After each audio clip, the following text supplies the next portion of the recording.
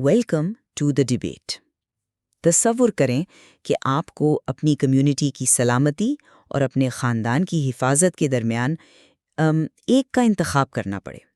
یہ وہی مشکل تھی جس کا سامنا پیغمبر اسلام کے ایک بااعتماد ساتھی کو کرنا پڑا، اور ان کے فیصلے نے ایک ایسی خدائی وحی کو جنم دیا جس نے صدیوں کے لیے وفاداری، محبت اور جنگ کے اصولوں کی وضاحت کی۔ اور اسی وحی یعنی سورۃ الممتحنہ میں ہمیں بظاہر دو متضاد پیغامات ملتے ہیں۔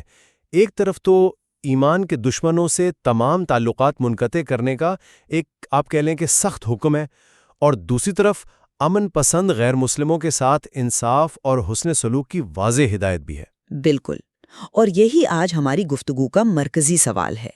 کیا یہ سورہ علیحدگی اور واضح حدود قائم کرنے کا ایک سخت ضابطہ ہے، یا یہ بقائے باہمی اور ایک جدید خارجہ پالیسی کے لیے ایک لچکدار رہنما اصول پیش کرتی ہے؟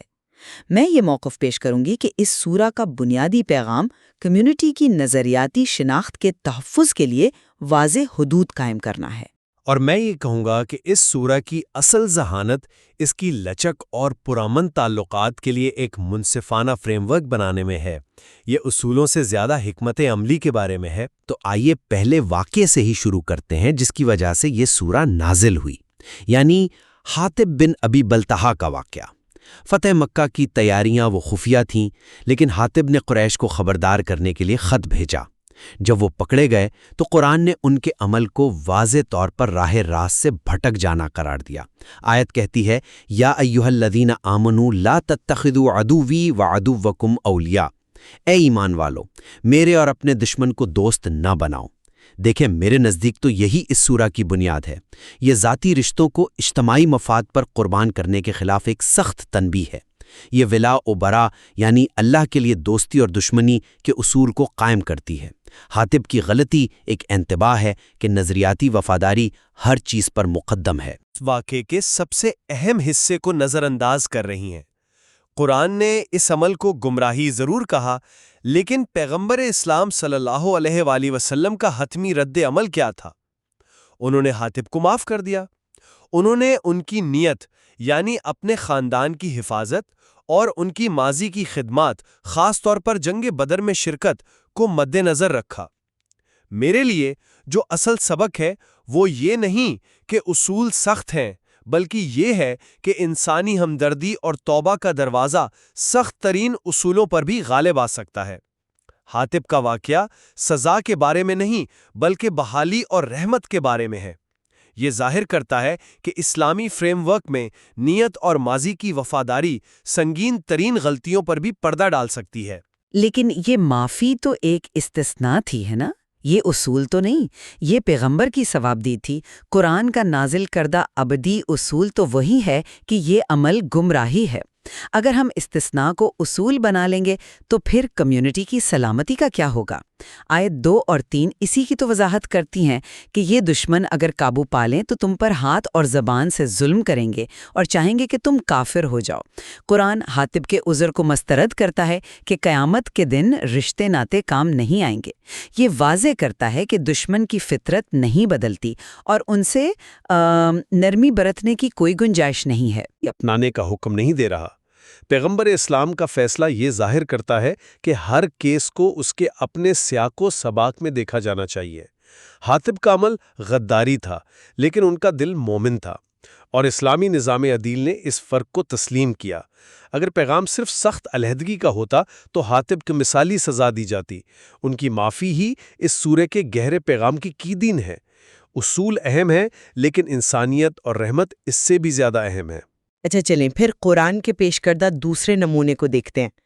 حضرت ابراہیم علیہ السلام کا اسوہ حسنہ یعنی بہترین نمونہ۔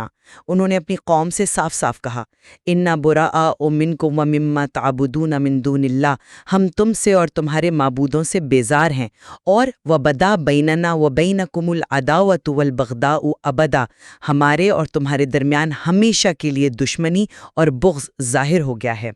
مطلب یہ تو نظریاتی علیحدگی کے آپ کہہ لیں کہ ایک انتہا ہے، اس میں کوئی ابہام نہیں۔ یہی وہ نمونہ ہے جسے اپنانے کا حکم دیا جا رہا ہے۔ یہ واضح طور پر ہم اور وہ کی تفریق ہے۔ جی، لیکن یہ تفریق کس بنیاد پر ہے؟ یہ کوئی اندھی نفرت نہیں ہے، یہ ایک خاص نظریے یعنی شرک سے بیزاری کا اعلان ہے، اور اس میں بھی ایک اہم نکتہ ہے۔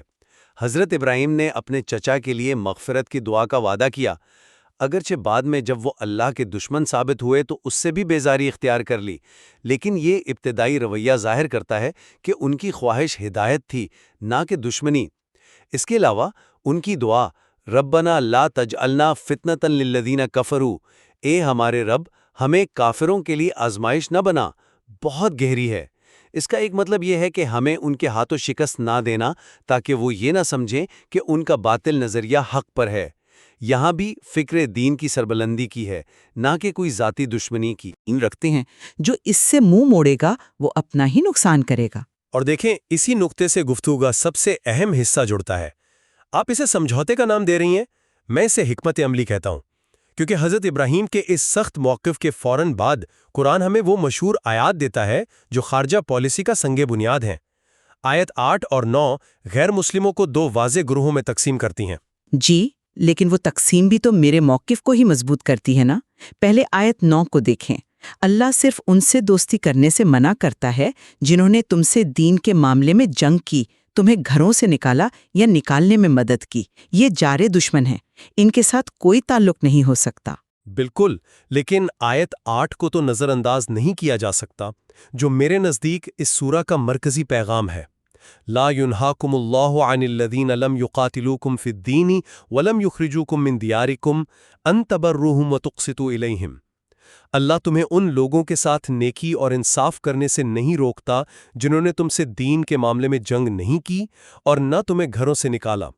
یہاں صرف انصاف یعنی قسط کا لفظ نہیں بلکہ بر کا لفظ استعمال ہوا ہے، جو والدین کے لیے استعمال ہوتا ہے اور گہرے حسن سلوک اور احسان کا معنی رکھتا ہے۔ یہ محض برداشت نہیں، یہ فعال طور پر اچھے تعلقات قائم کرنے کی دعوت ہے۔ یہ کوئی استثناء نہیں، یہ ایک بنیادی اصول ہے۔ میں اسے ایک بنیادی اصول نہیں سمجھتی، میرے خیال میں یہ ایک عملی رعایت ہے۔ اسلامی ریاست میں رہنے والے غیر مسلم شہریوں یا جن سے معاہدے ہیں ان کے حقوق کا تحفظ ضروری ہے، لیکن دوستی اور گہرے تعلقات کا معیار ابھی ایمان ہی ہے۔ برے اور قسط کا حکم اس لیے ہے تاکہ دنیا پر اسلام کا نظام عدل واضح ہو، نہ کہ اس لیے کہ نظریاتی سرحدیں دھندلا دی جائیں۔ اصل زور ابھی بھی آیت 9 کی وارننگ پر ہی ہے۔ مجھے سے اختلاف ہے، یہ محض ایک رعایت نہیں، یہ تو ایک انقلابی تصور ہے۔ یہ کہہ رہا ہے کہ آپ کا رویہ دوسرے کے عقیدے پر نہیں بلکہ اس کے عمل پر مبنی ہونا چاہیے۔ اگر کوئی آپ کے ساتھ پرامن ہے تو آپ اس کے ساتھ صرف انصاف نہیں بلکہ احسان کریں۔ یہ اسلام کے عالمی پیغام کی بنیاد ہے۔ یہ دنیا کو دکھاتا ہے کہ مسلمانوں کی دشمنی نظریات سے ہے، انسانوں سے نہیں۔ اور اس کی عملی مثال ہمیں اگلی آیات میں ملتی ہے، جہاں ہجرت کرنے والی خواتین کے قوانین بیان ہوئے ہیں۔ وہ قوانین بھی تو نظریاتی سرحدوں کو ہی مضبوط کرتے ہیں۔ جب مومن عورتیں ہجرت کر کے آتی ہیں تو ان کا امتحان لیا جاتا ہے۔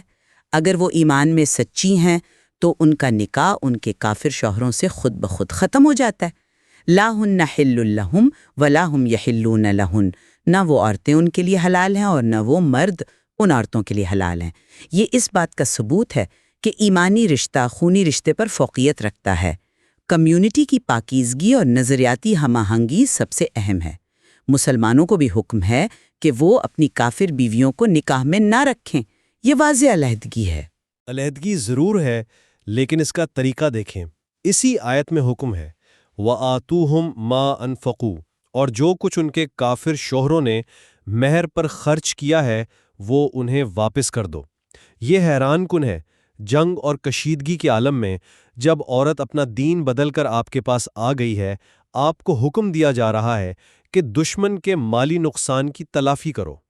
یہ انصاف کی وہ سطح ہے جو جدید بین الاقوامی قانونوں میں بھی مشکل سے ملتی ہے۔ یہ اس بات کا ثبوت ہے کہ اسلام کا نظام عدل دشمنی کی سیاست پر بھی حاوی ہے۔ یہ قسط کے اصول کا عملی مظاہرہ ہے جسے میں مرکزی نقطہ کہہ رہا تھا۔ یہ عدل کا تقاضا ضرور ہے، لیکن یہ اس لیے ہے تاکہ اسلامی ریاست پر کوئی الزام نہ آئے اور معاہدوں کی پاسداری ہو۔